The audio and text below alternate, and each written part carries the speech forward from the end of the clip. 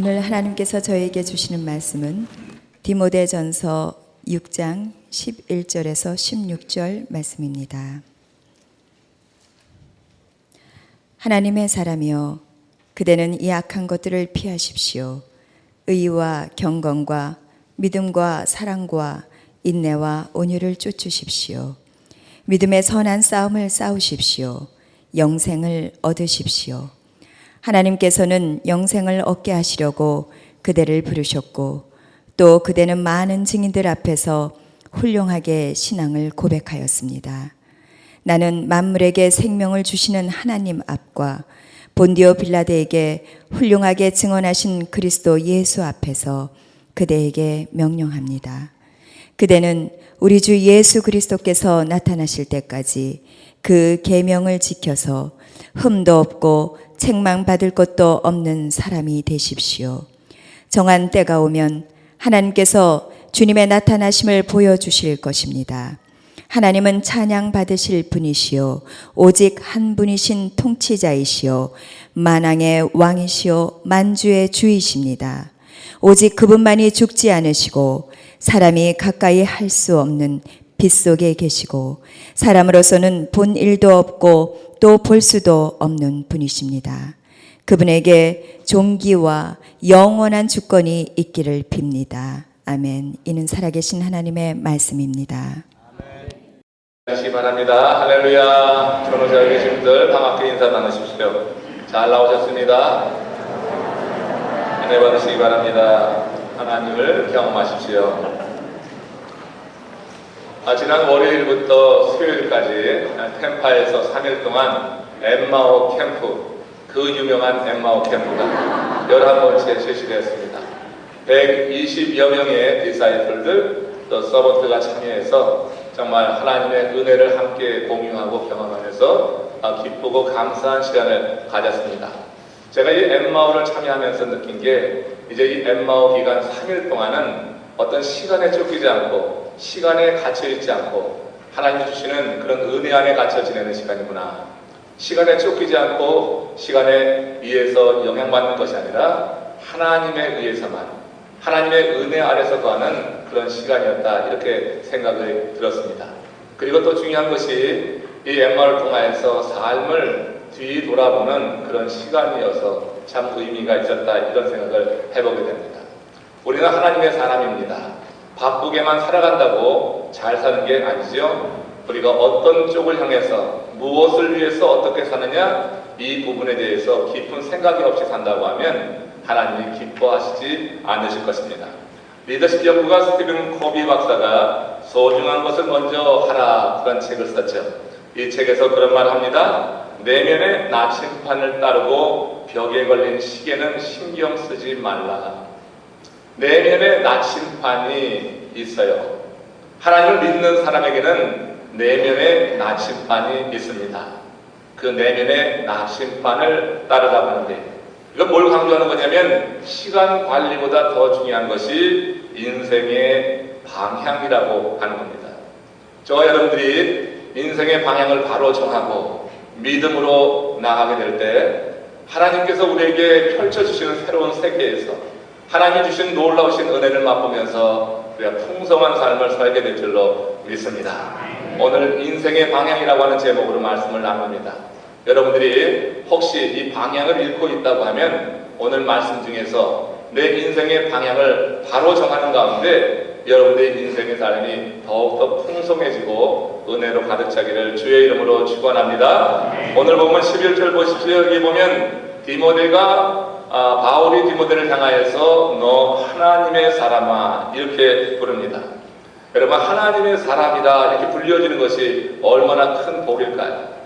여러분, 어떤 경우에는 정치하는 사람들, 또 혹은 각계 사회 각계에서 저 사람은 누구누구의 사람이야, 이렇게 말하는 것 들어보지 않습니까? 누구누구의 사람이라고 하는 것은 그쪽 줄을 타고 있다고 하는 것이 될 거예요. 믿는 믿음의 사람들은 그런 세상의 줄이 아니라 우리 하나님을 여러분이 온전히 따르는 가운데 하나님의 사람이다, 이렇게 불려져야 될 줄로 믿습니다. 하나님의 사람으로 불려지는 것은 영예스러운 일입니다. 성경의 모든 사람이 하나님의 사람이라 불려지지 않았어요. 성경에도 보면 모세, 사무엘, 엘리야, 엘리사 정도가 하나님의 사람이다. 성경에 그렇게 불려지고 있는 것을 봅니다. 이들의 공통점이 뭐냐면 인생의 방향을 바로 잡았다고 하는 것입니다.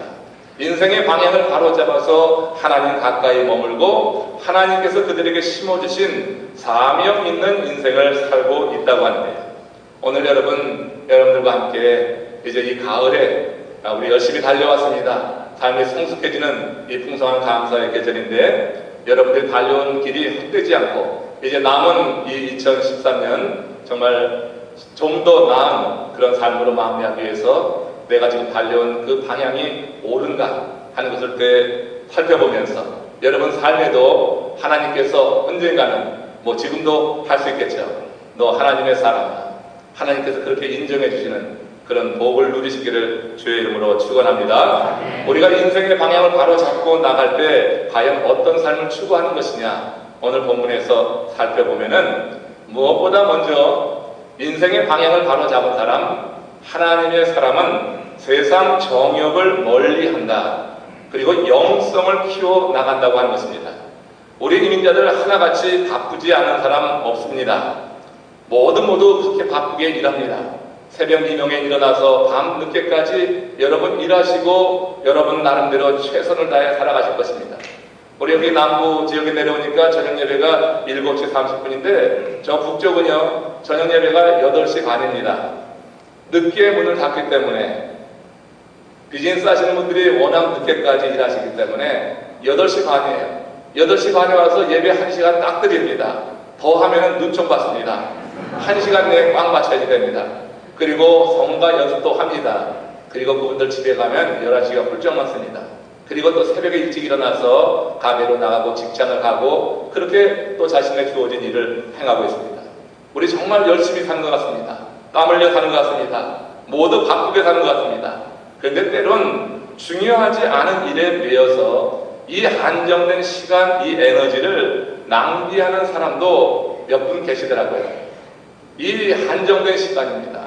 이 에너지 집중해서 사용해도 그래도 부족할 것 같은데 그 시간과 에너지를 분산시켜서 어떤 아름다운 열매가 없는 그냥 시간을 그냥 흘려보내는 그 앞에 그냥 나무 껍데기만 가득 쌓이고 실제로 아름다운 결실이 없는 그런 삶을 사는 모습을 보게 됩니다.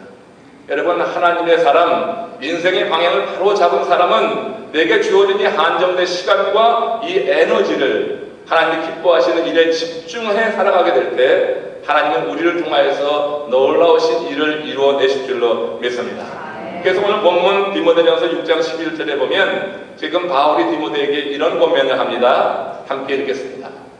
하나님의 사람이여 그대는 이 악한 것을 피하십시오. 의와 경건과 믿음과 사랑과 인내와 온유를 쫓으십시오. 자, 여기서 이 악한 것이라고 했습니다. 이 악한 것이 무엇일까? 그 앞에 있는 4절에서 9절 사이에 그 악한 것을 이렇게 설명했어요. 투기하는 것, 분쟁하는 것, 회방하는 것, 정욕대로 살아가는 것, 그리고 10절에서는 돈을 사랑하는 것을 악한 것이라고 바울은 지목했습니다. 이 악한 것을 피하십시오 그랬습니다. 이 악한 것을 피하고 의와 경건과 믿음과 사랑과 인내와 온유로 채우라고 하는 것입니다. 여러분 우리가 이 뒤에서 말하는 이 아름다운 신앙의 덕목으로 우리의 심령을 가득 채우게 될 때 이 악한 것은 그냥 밀려나게 되는 줄로 믿습니다. 우리의 삶 속에요 영적인 솔트라인이 있는 것입니다. 우리가 성령의 소욕에 충만해서 살아갈 때 육체의 소욕은 밀려가게 되는 것입니다. 육체의 소욕이 내 목까지 타고 오르면 그 인생은 답답해서 견딜 수가 없는 거예요. 구원받은 하나님의 사람들이 육체의 소욕에 사로잡혀 살면서도 행복하다고 하면 그건 말이 되지 않습니다. 이 육체의 소욕, 투기, 분쟁, 회방, 정욕, 돈, 사랑 이런 것들이 우리의 삶을 거룩하지 못하게 하고 그리고 인생의 방향을 왜곡되게 만들면서 삶에 만족함이 없는 그런 삶으로 이끌어 간다고 하는 거예요. 바울은 이런 것들에 매여 사는 것처럼 시간과 에너지를 낭비하는 것이 없다고 본 것입니다. 바울은 이런 것들을 악한 것으로 규정하고 디모데에게 그것을 피하라고 명령하고 있는 거예요. 여러분들의 마음에는 과연 이런 것이 있습니까? 없습니까? 바울이 권면하는 대로 사랑, 의, 경건, 믿음, 인내, 온유 이런 것으로만 가르쳐 있습니까? 여러분들의 마음에는 투기, 분쟁, 회방, 정욕, 돈사랑 전혀 없습니까? 전혀 없는 듯이 표정은 짓지만 저는 투시해 봅니다. 여러분들 이걸로 가득 차 있는 분들, 정말 가득 차 있는 분들이 몇 분 계십니다. 몇 명일까요? 2명입니다. 잘하십니다. 그 두 분을 회개하시기 바랍니다. 너무너무 투기, 분쟁, 회방, 정욕, 돈사랑으로 가득 차 있는 그런 경우가 있어요. 보면 그렇게 안쓰러울 수가 없어요. 저는 그렇게 안쓰럽게 보입니다. 우리 마음은 마치 정원과 같다 그랬어요. 정원, 우리 앞에 앞정원, 앞들 뒷들처럼 우리 마음이 그렇게 정원과 같다. 정원을 아름답게 가꾸기 원한다고 하면요, 시간을 들여야지 됩니다. 돈도 들여야지 됩니다. 그리고 내 몸으로, 육체로 움직여서 그렇게 일할 때 이 정원이 아름답게 가꾸어지게 되는 것입니다. 우리 정원이 가지런하고 정말 잘 정돈된 것을 원하면서 이렇게 시간 들이지 않고 또 물질 들이지 않고 몸으로 헌신하지 않는다고 하면 그냥 마음의 생각으로 끝나고 마는 거예요. 옆집 정원 잘 가꾸어졌는데 우리 집 정원 더럽고 추잡하면요, 그러면 여러분 참 내 마음도 좋지 않지만 또 시에서도 또 딱지를 주더라고요. 경고장을 주더라고요. 여러분, 정원을 가꾸기 위해서는 많은 것을 투자해야지 되는 것입니다. 우리 집의 가정은 내가 사실 돈만 주면 내가 힘들이지 않아도 누군가 와서 잘 가꿔줄 수 있습니다. 나보다 더 잘 가꿔줄 수도 있어요. 돈만 주면은. 그렇지만 마음의 정원은 그렇지 않은 거예요. 우리 마음은 마치 정원과 같은 거예요. 누가 대신 가꿔줄 수 있는 성질의 것이 아니라고 하는 겁니다.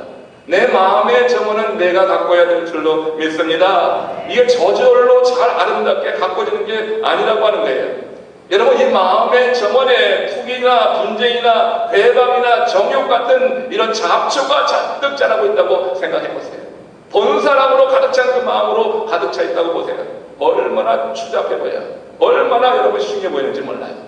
잡초가 가득 난 그 정원을 볼 때 여러분 너무 보기 싫더라고요. 근데 그 잡초가 가득 찬 그 정원이 이제 한번 잘 정돈돼서 열심히 땀을 흘려서 수고해서 정원 관리 잘하고 애치를 잘하는 거죠. 끝에 애치까지 잘 마무리되면은 그 정원을 바라보는 그 마음의 기쁨이 있어요. 우리 마음의 투기, 분쟁, 회방, 정욕 이런 거로 가득해 보면 내 자신도 그렇지만 우리 중심을 바라보시는 하나님이 보실 때는 한숨이 나는 인생이 되는 것입니다. 이런 악한 것들을 의지적으로 마음에서 몰아내려고 힘써야 되는 것입니다. 그리고 의와 경건과 믿음과 사랑과 인내와 온유로 그 마음을 채우는 것, 그렇게 사는 사람, 그가 하나님의 사람이요 인생의 방향을 바로 정하고 살아가는 사람이다, 이렇게 보는 겁니다. 막 출발하려고 하는 기차에 인도의 성자 간디가 급히 올라탔습니다. 그런 와중에 그만 신발 한 짝을 이제 잃고 말았어요. 플랫폼에 바닥에 떨어지고 말았습니다. 기차가 막 움직이는 그런 상황이었기에 신을 줍기 위해서 내려갈 수가 없었습니다. 그 순간 간디가 아주 뜻밖의 행동을 하지 않습니까? 자기가 신고 있는 나머지 그 신, 한쪽 신을 벗더니 저 멀리 플랫폼 바닥에 떨어져 있는 그 신 가까이 내다 던지는 것입니다. 동행하는 사람이 물었습니다. 왜 그러냐고. 간디가 아무렇지도 않은 듯 미소 지으며 그에게 하는 얘기가 이겁니다. 어떤 가난한 사람이 신발 한 짝을 주었다고 생각해 보십시오. 그건 아무 짝에도 쓸모가 없을 것입니다. 하지만 이제는 신발 한 켤레를 제대로 갖지 않게 되었으니까 제대로 갖게 되었으니 그것이 내게 유익할 것입니다. 여러분, 못 먹는 감 어떻게 본다고요? 찔러나 본다. 이게 여러분 왜 우리 속담에 그런 말이 나왔을까요? 우리 신부가 그런 거예요. 우리 조선 사람들 신부가 그런 게 좀 있어요. 못 먹는 감 한번 찔러나 본다는 거예요. 우리의 못된 심성을 표현하는 그런 속담입니다. 타락한 인간의 마음의 사단은 그렇게 속닥입니다. 내 것이 안 될 것이면 남의 것도 되게 하지 말라, 그렇게 속삭입니다. 제가 여러분 이 못 먹는 감 찔러나 보는 그런 사람들을 몇 번 봤습니다. 이민 상황이어서 삶이 팍팍해서 그런지 어떤 비즈니스가 하나 나왔어요. 정말 탐스러운 비즈니스인데 내가 그걸 갖지 못해요. 그건 남도 갖지 못하게 하더라고요. 그 마음에 그런 게 있어요. 그러면서 열심히 기도한다고 예배는 드려요. 그건 여러분 옳지 않은 일입니다. 그 마음에 투기, 분쟁, 회방, 정욕으로 갇혀 있어서 내가 못 먹을 거면 다른 사람도 먹어서는 안 돼. 그래서 그 비즈니스에 대해서 험담을 하고 어떻게든지 방해하는 그런 모습을 본 적이 있습니다. 여러분, 하나님의 사람, 마음의 방향이 바로 정해지고 의와 경건과 믿음과 사랑과 인내와 온유로 그 마음을 채운 사람은 정말 그렇게 살아서는 안 됩니다. 특별히 여러분, 이번 40일을 참여하면서 하나님의 말씀으로 매일같이 묵상하고 기도하고 성령의 인재와 인도하심을 받는 여러분들이 그런다고 하면 너무너무 실망스러울 것 같아요.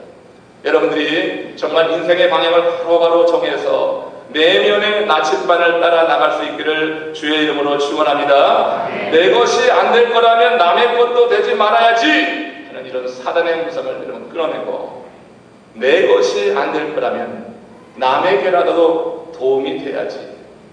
타종교를 믿고 있는 간디가 그런 마음으로 그렇게 행동했다고 하면은 살아계신 하나님을 경험한 저와 여러분들이 어떻게 살아야지 되겠어요?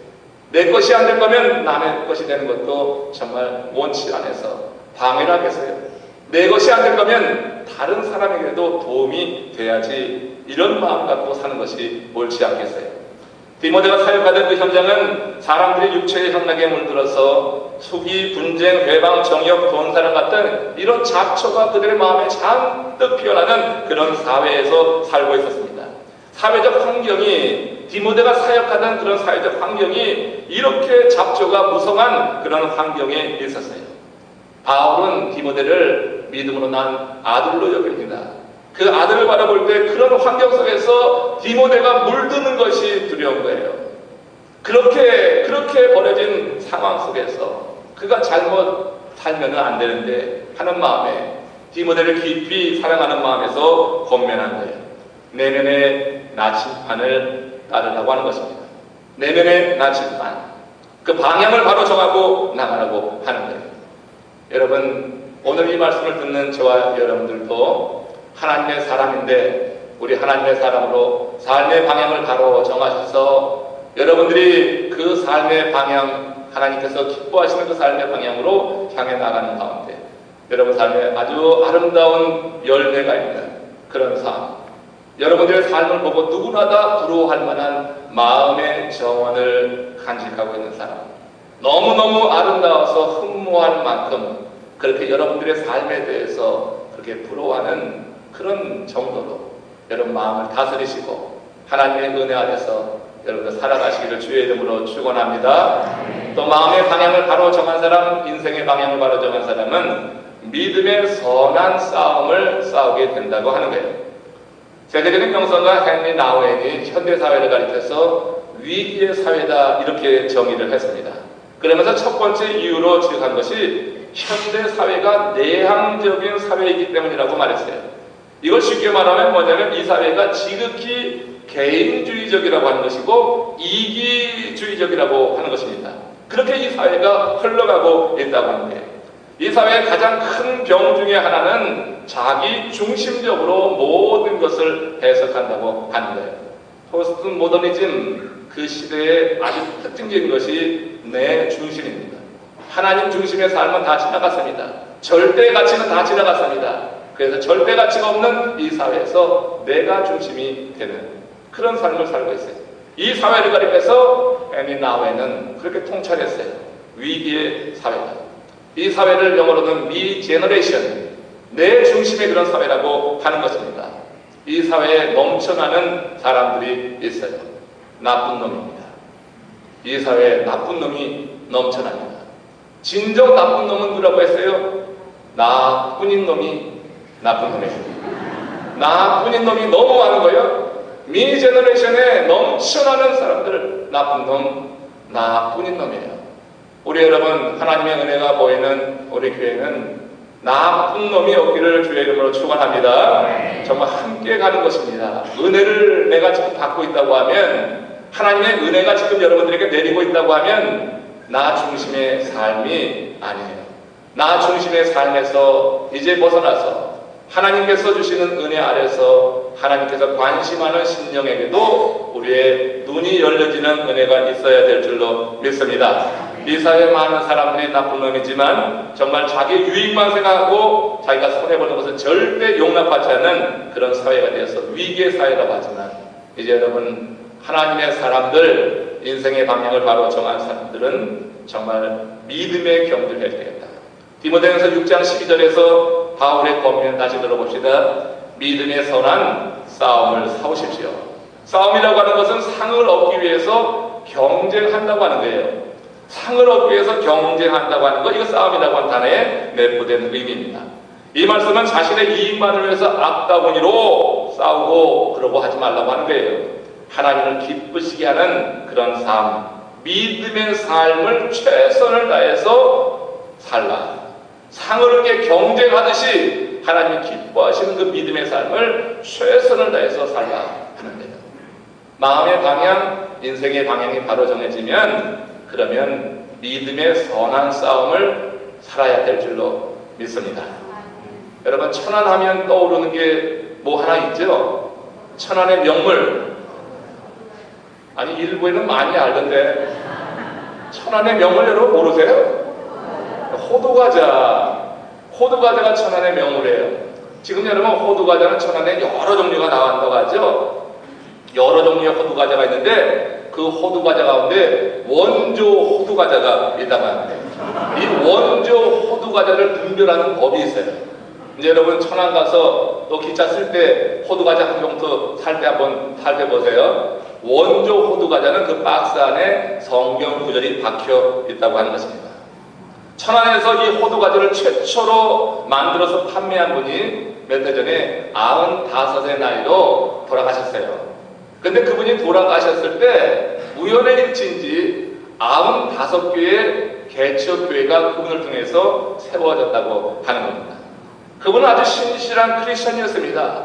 그가 처음 호두과자를 판매할 때 박스 안에 성경 구절을 넣었다고 하는데, 그에게는 이런 믿음이 있었다고 합니다. 내가 하나님을 광고하면 하나님이 나를 광고한다. 아, 지금 놀라는 표정, 감동, 맞은 표정 해봐요. 아, 얼마나 감동이 돼. 내가 하나님을 광고하면 하나님이 나를 광고한단 말이에요. 여러분, 사람들이 뭐 비즈니스가 잘 되려고 하면은 광고가 잘 돼야 돼요. 광고가 잘 돼야 되는데, 이 사람은 이렇게 믿음 안에서 이렇게 정했어요. 내가 하나님을 광고하면 하나님이 나를 광고해 주실 것이다. 얼마나 멋있어요. 여러분, 내가 하나님을 위해 살면 하나님이 나를 위해서 행하실 줄로 믿습니다. 내가 하나님의 편에 서면은 하나님이 내 편이 되실 줄로 믿습니다. 내가 하나님을 위해서 살면 하나님께서 나를 위해서 가장 귀하고 선한 삶을 살 수 있도록 축복해 주신다고 하는데, 내가 하나님을 광고하면 하나님이 나를 광고해 줄 거다. 그분이 여러분 호두과자를 만들어서 성경 구절을 거기다 박아놓으면서 그렇게 판매를 해요. 하나님을 광고하는 거 아니에요, 그거? 하나님을 광고하는 거 아니에요? 하나님의 말씀을 그래도 한 번 볼 거 아니에요? 그 하나님을 광고하는데 하나님께서 그분을 광고해 주셔서 그렇게 여러분 95세 하나님의 부름을 받았는데 95개의 교회를 세웠다. 여러분 좀 감동 좀 하시다. 정말 감동 좀 하시다. 너무너무 마음이 메말라서 안 되겠어요. 하나님 주시는 은혜가 여러분들에게 전부 더 다가오길 바랍니다. 정말 여러분 95개의 교회를 세웠다고 하는 것이 얼마나 귀해요. 하나를 세워도 그런데 95개의 교회를 세워서 하나님께 영광을 했어요. 그러는 와중에 사람들의 빈정거림, 비난, 협박이 말할 수 없었다고 하는 거예요. 막 빈정거리는 거죠. 장사가 잘 되니까 내 것이 안 되면 너도 먹고서는 안 돼. 뭐 이런 식의 빈정거림, 비난, 협박이 있었어요. 그러나 그분이 믿음의 선한 싸움을 끝까지 사신 것입니다. 믿음의 선한 싸움을 끝까지 살면서 그 복음을 전하게 됐을 때 하나님이 그의 삶을 귀히 여겨주셨다고 합니다. 우리가 믿음의 선한 싸움을 살 때 세상은 우리 그냥 두지 않습니다. 많은 대적들이 있습니다. 정말 우리를 위협하고 비난하고 조롱하고 말할 수 없습니다. 그러나 여러분, 내 자신이 내 삶의 방향을 바로 정하고 하나님의 사람으로 성령이 내 마음을 꽉 움켜쥐게 되면은 담대함이 있는 줄로 믿습니다. 이서 무화에 나온 이야기예요. 요술쟁이와 생쥐라고 하는 이야기입니다. 생쥐 한 마리가 요술쟁이 집에 살았어요. 근데 공교롭게 그 집에 고양이가 함께 사는 거예요. 이 생쥐는 고양이를 볼 때마다 늘 공포에 질렸어요. 너무너무 무서워요. 요술쟁이가 그 생쥐를 볼 때 너무 안 됐어요. 그래서 생쥐를 어떻게 도와줄까 해서 마술을 부려서 그 생쥐를 고양이를 싹 빼냈어요. 그러니까 고양이가 된 이 생쥐가 이제 고양이 앞에서 떨지 않는 거예요. 근데 그 집에 또 개가 있는 거예요.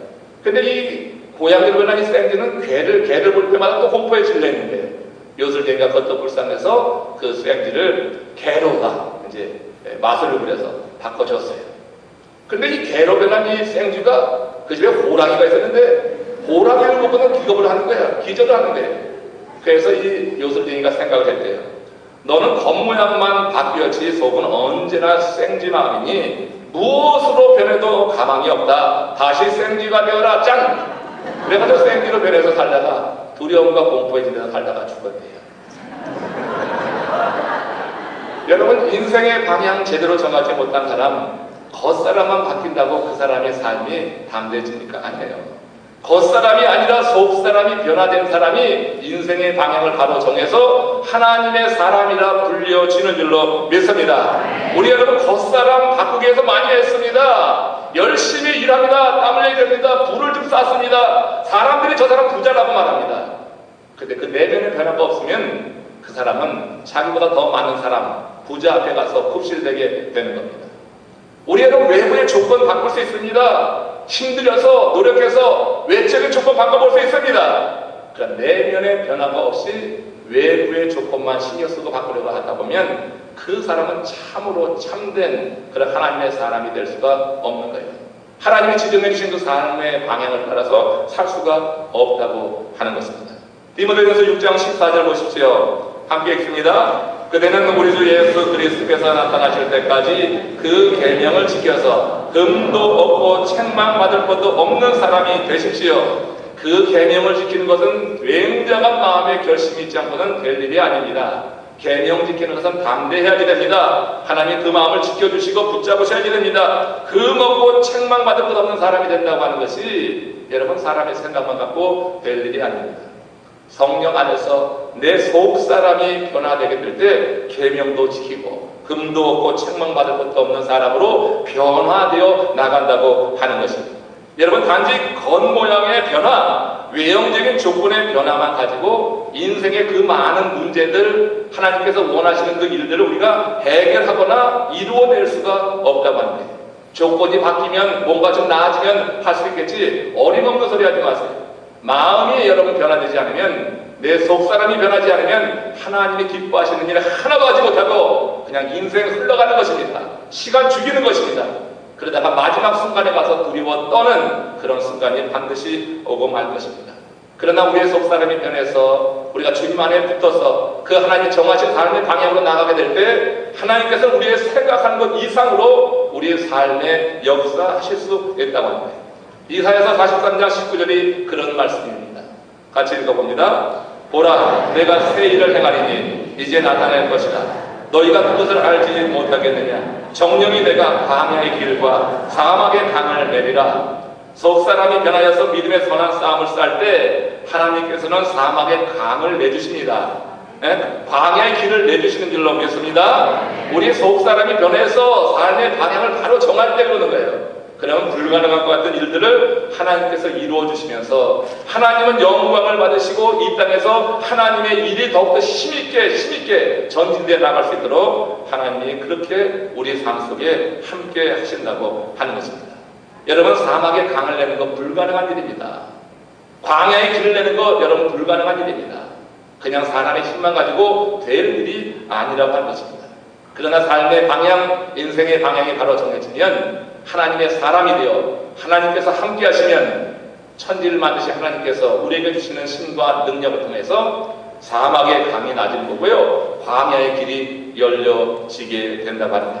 한 예를 들겠습니다. 오늘날 여러분 흑인 사회에서 가장 존경받는 인물이 누군지 아시죠? 마틴 루터 킹 목사님이십니다. 킹 목사님은 속사람의 변화를 이루기 위해 We have a dream 외쳤습니다. 그러면서 흑백의 하나됨을 강조했습니다. 그는 그것이 그가 싸워야 할 믿음의 선한 싸움이라고 하는 확신이 있었습니다.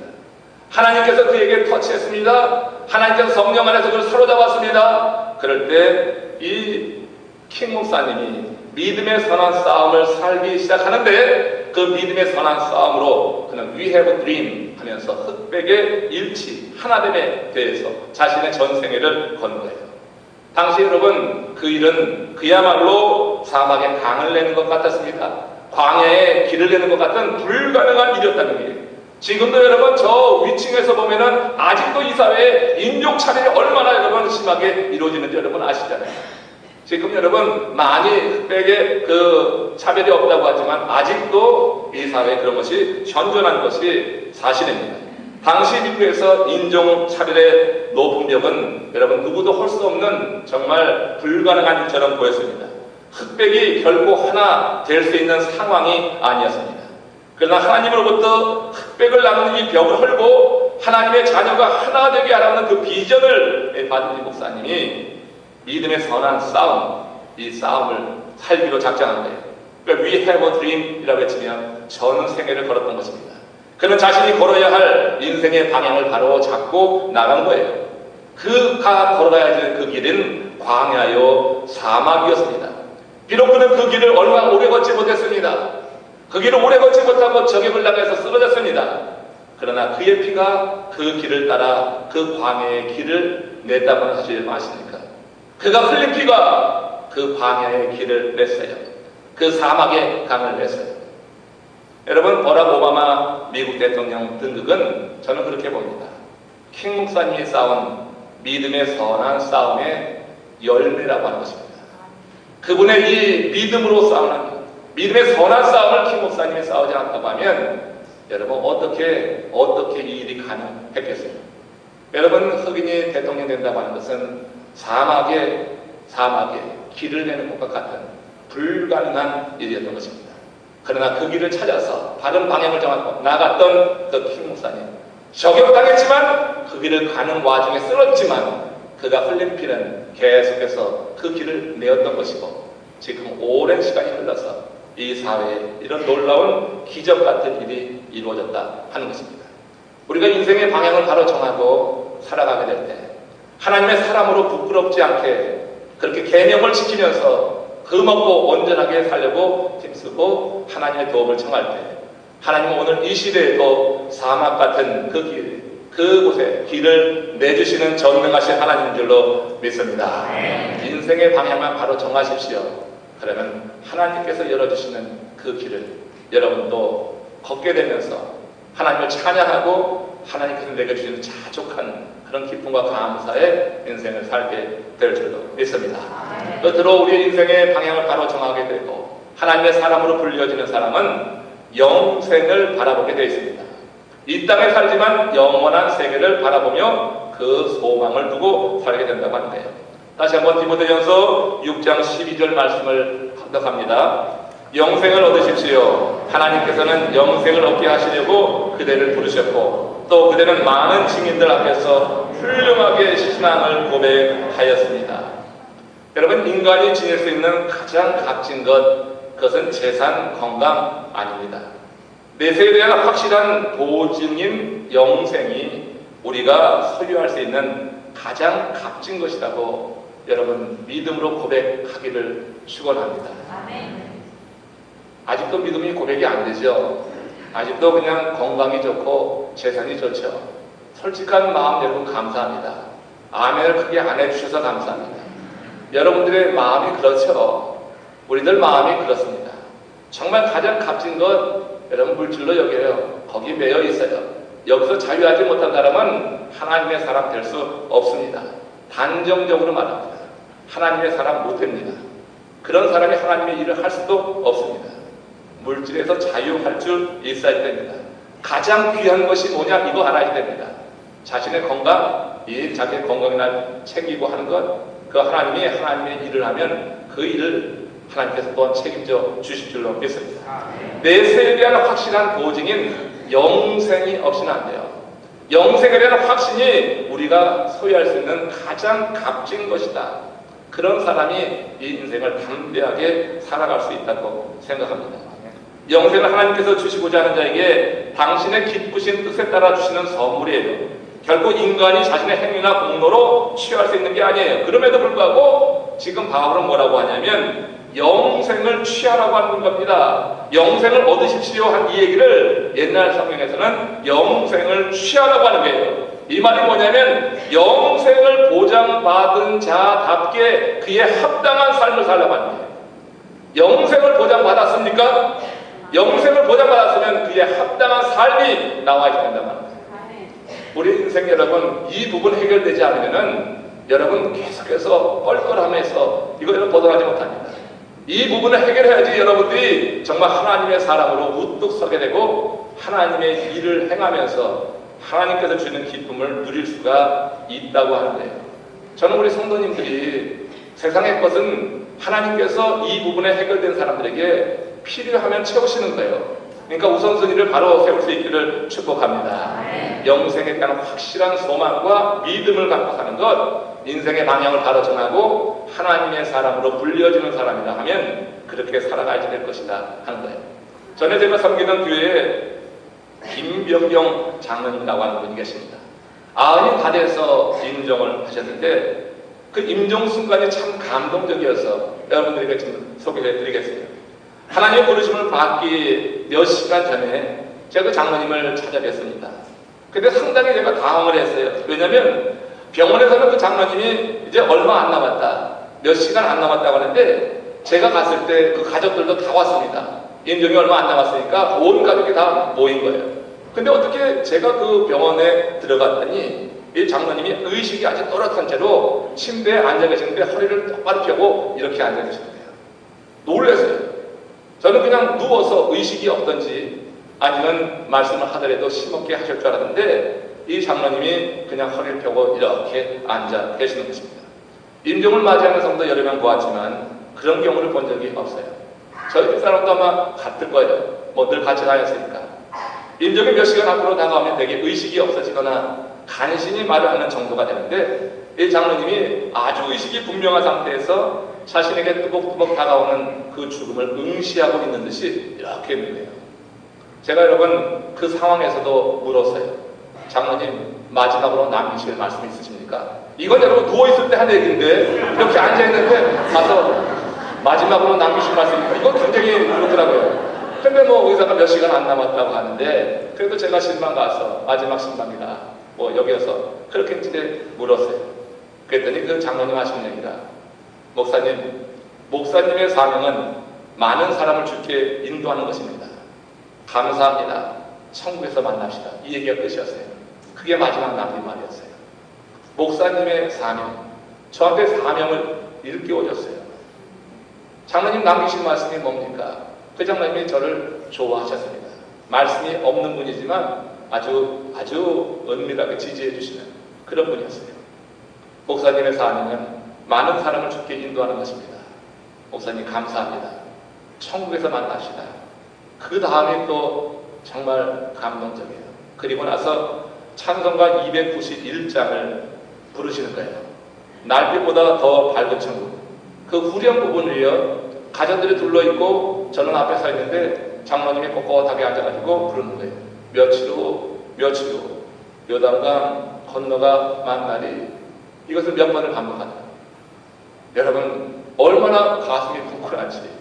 제가 여러분 여기까지 그 임종을 지켜본 것 가운데 가장 큰 감동이고 제게 큰 충격을 준 그런 순간이었습니다. 영생의 소망, 하나님의 사람, 인생의 방향을 바로 정한 사람은 마지막 순간에 죽음이 뚜벅뚜벅 걸어오지만 그 눈길을 회피하지 않습니다. 두려워서 눈을 깔지 않습니다. 바로 직시하고 바라보는 줄로 믿습니다. 하나님의 사람은 그렇게 살아야 될 거예요. 그러면 세상의 유혹을 이길 수가 있을 것입니다. 세상의 모든 그런 흉악한 것으로부터 자유할 수 있고 하나님의 사람들에게 요청하는 그 인생을 분명히 살게 될 줄로 믿습니다. 디모데전서 4장 10절의 말씀을 보십시오. 같이 읽어봅니다. 우리가 수고하고 진력하는 것은 우리 소망을 살아계신 하나님께 둡니다. 우리가 수고하고 진력하는 것. 우리의 소망을 살아계신 하나님께 둡니다. 우리가 열심히 수고하는 것, 열심히 달려가는 것, 그것은 우리의 소망을 살아계신 하나님께 둡니다. 살아계신 하나님께 소망을 두었기 때문에 나는 지금 수고하고 나는 지금 진력을 다해서 경주하고 달려간다. 이런 아름다운 고백이 저와 여러분들의 입술에 늘 담겨지시기를 축원합니다. 인생의 방향을 바로 정하면 그렇게 사는 것입니다. 육체의 정욕을 끊고 영성을 개발하고 믿음의 선한 싸움을 싸우면서도 그의 궁극적인 그 시선이 영원한 삶의 소망을 두고, 그래서 이 땅의 여러 가지 많은 도전과 유혹으로부터 자기 자신의 삶을 지키면서 정말 아름다운 심령의 그 정원을 만들어 놓고, 이 아름다운 모습이 하나님을 감동시키고 함께하는 믿음의 형제들에게 큰 영향을 주는 그런 삶으로 영이 될 줄로 믿습니다. 여러분들의 인생의 방향은 어떻습니까?